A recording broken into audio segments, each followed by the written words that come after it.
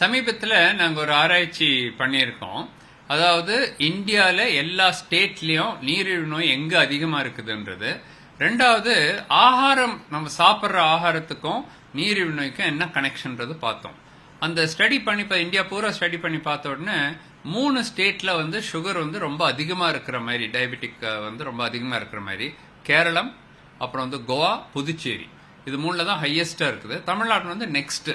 தமிழ்நாடு, ஆந்திரா, கர்நாடகாலாம் அடுத்த லெவலில் இருக்கு. சில ஸ்டேட்ஸ்லாம் பார்த்தீங்கன்னா யூபி, பீகார், அங்கெல்லாம் வந்து ரொம்ப கம்மியாக இருக்கு. இந்த டயபெட்டிக் இது வந்து ரொம்ப கம்மியாக இருக்கு.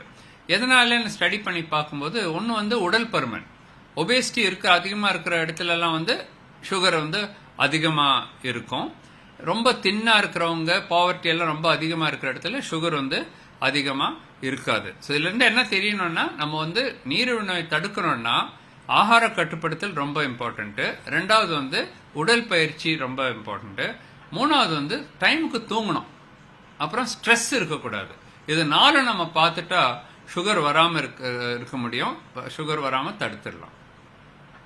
ஸ்ட்ரெஸ் இருக்கக்கூடாது. நீங்க ஒரே ஒற்ற வார்த்தையில சொல்லி முடிச்சுறீங்க. ஒவ்வொருத்தவங்களும் தெரியலையா அது என்ன பிரச்சனை இருக்கு, தான் செய்யற வேலையிலேயோ இல்ல.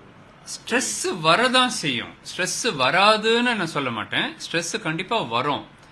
அதை தடுக்கிறதுக்கு தான் நம்ம வந்து பிராணாயாமம் இருக்கு, பிரீதிங் இருக்குல்ல, சும்மா பிரீதிங், ஒரு மூக்கு வழியா எடுத்து இன்னொரு மூக்கு வழியா விடுறது, வாய் வழியா எடுத்து மூக்கு வழியா எடுக்கிறது. அதுக்கு எவ்வளோ பவர் இருக்குன்றது மக்களுக்கு தெரியாது. அந்த சிம்பிள் பிரீதிங்னாலே ஸ்ட்ரெஸ் அப்படியே குறைக்கும்.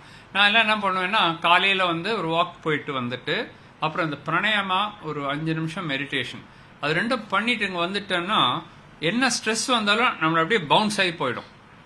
அது நம்மளே ஒட்டிக்காது. அது இல்லைன்னா நேராக உள்ளே போயிடுது. ஐயோ ஸ்ட்ரெஸ் இதுன்னு சொல்லி பயப்படுறாங்க. அது வராமல் இருக்கணும்னா நம்ம ஒரு கவச்சம் போட்டுக்கிற மாதிரி, ஒரு ஷீல்டு போட்டிருக்கிற மாதிரி.